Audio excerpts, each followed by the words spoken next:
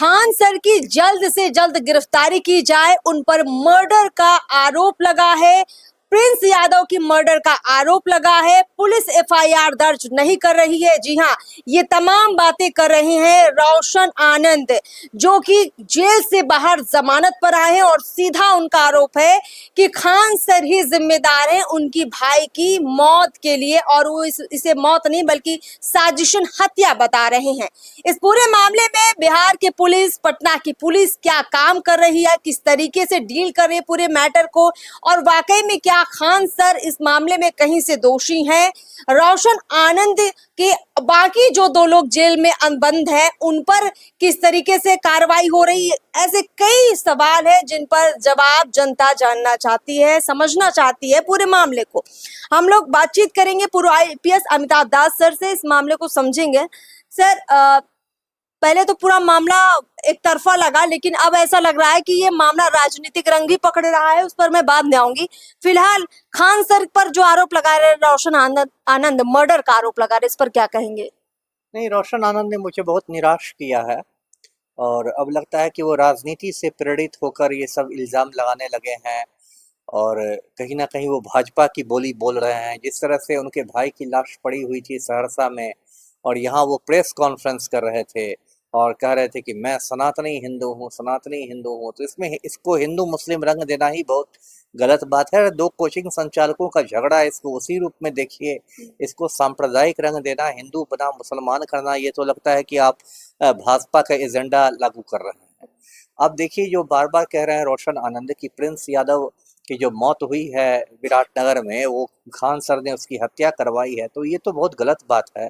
न postmortem report में हत्या की पुलिस पुष्टि हुई है, न विराटनगर पुलिस हत्या की बात कर रही है।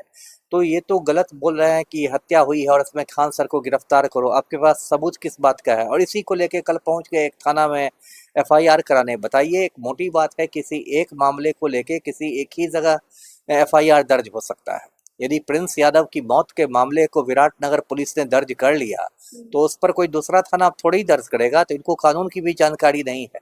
इनको कुछ लोग सिखा रहे हैं, आगे चढ़ा बढ़ा रहे हैं और ये उनकी बातों में आके अपनी भी विश्वसनीयता खत्म कर रहे हैं। देखिए, पूरा जो झगड़ा हुआ उसके बाद प्रिंस यादव की दुखद मौत हुई, सबको दुख है, लेकिन उसके बाद ये पूरा जो विवाद है ना, वो राजनीति की भेंट चढ़ गया है ना। रोशन आनंद और खान सर का जो विवाद है, इसमें तरह तरह के लोग जो है कूद गए हैं, आपदा में अवसर देख रहे हैं। कुछ लोग तो कूद गए हैं जो नफरती हिंदू हैं, जिनको ऐसे ही मुसलमानों से समस्या रहती है, वो लोग कूद गए कि भाई फैजल खान है, जिहादी है, आतंकी है, फैजल खान को फांसी दो, फैजल खान को। आपके पास कोई सबूत है ही नहीं, और लेकिन कर रहे हैं फैजल खान फैजल खान। एक दूसरा ग्रुप है जिसको लगता है कि इस मुद्दे पर हल्ला करके हम यादवों के नेता बन जाएंगे, हमारा यादव वोट बैंक मजबूत हो जाएगा। जैसे मान लीजिए लालू यादव के बड़े बेटे हैं तेज प्रताप, अब वो कह रहे हैं कि खान सर ने हत्या कर दी। उनसे आप सबूत मांगिएगा तो कोई सबूत नहीं है उनके पास, लेकिन हाँ, खान सर ने हत्या कर दी। उनको लग रहा है कि ऐसा करके मैं बिहार में एकदम यदुवंशियों का नायक बन जाऊंगा। या कोई विपिन सर है, वो एकदम खान सर पर है, अब उनको लग रहा है कि ऐसा करने पर मैं बहुत बड़ा यादवों का हीरो बन जाऊंगा। तो ये सब गलत बात है। आपदा में अवसर मत तलाशिए, नेतागिरी चमकाने के और भी रास्ते हैं यहाँ पर, लेकिन ये करके आप यादव वोट बैंक मजबूत कर रहे हैं, उसके लिए झूठी बातें फैला रहे हैं, झूठे आरोप लगा रहे हैं। जी, सोशल मीडिया पर इसको लेकर एक इस तरह की चर्चा भी चल रही है, क्योंकि बिहार में MY मतलब मुस्लिम यादव समीकरण राजद का कोर वोट बैंक माना जाता है, लालू तेजस्वी का।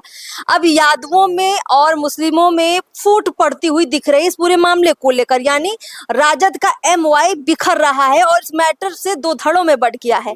क्या इसको इस तरीके से भी मैटर को डील किया जा रहा है, मतलब इसको इस रूप से, राजनीतिक रूप से इसको मुद्दा बनाया जा रहा है? बिल्कुल बिल्कुल सही कहा आपने। मैंने कहा ना कि ये पूरा विवाद ही राजनीति की भेंट चढ़ गया है।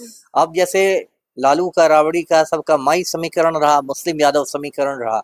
अब अभी बिहार में एनडीए की सरकार है, भाजपा जदयू ये सब की सरकार है।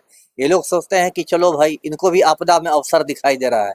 इनको लगता है कि इसी विवाद के बहाने यदि MY में दरार पैदा हो जाए, यदि मुस्लिम और यादव आमने सामने हो जाए, दोनों में झगड़ा हो जाए, तब तो बड़ी अच्छी बात है।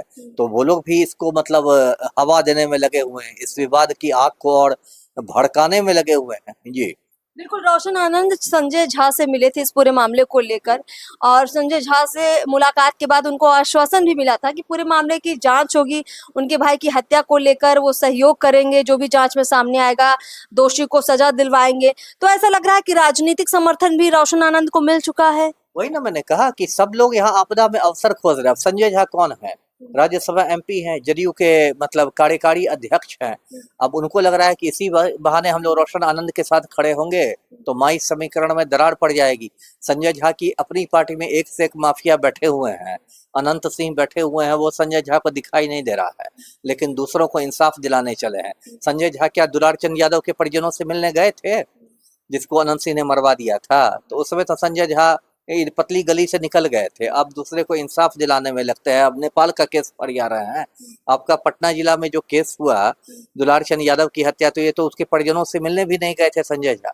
तो ये लोग सब अपनी अपनी राजनीति कर रहे हैं, अपनी अपनी रोटी सेक रहे हैं, और मुझे इस बात की निराशा है कि रोशन आनंद मुझे लगता है इन लोग के हाथ का मोहरा बन गया है। जी जी। इस पूरे मामले में बिहार पुलिस, मैं पटना पुलिस की बात करूंगी, अगर अलग तरीके से काम करती, एक कह सकते हैं कि प्रशिक्षित टीम की तरह काम करती, तो इसका परिणाम अलग निकलता, इस लड़ाई का नजरिया अलग होता। क्या लगता है, पुलिस से बड़ी मिस्टेक हुई है खान सर रोशन सर के मामले में?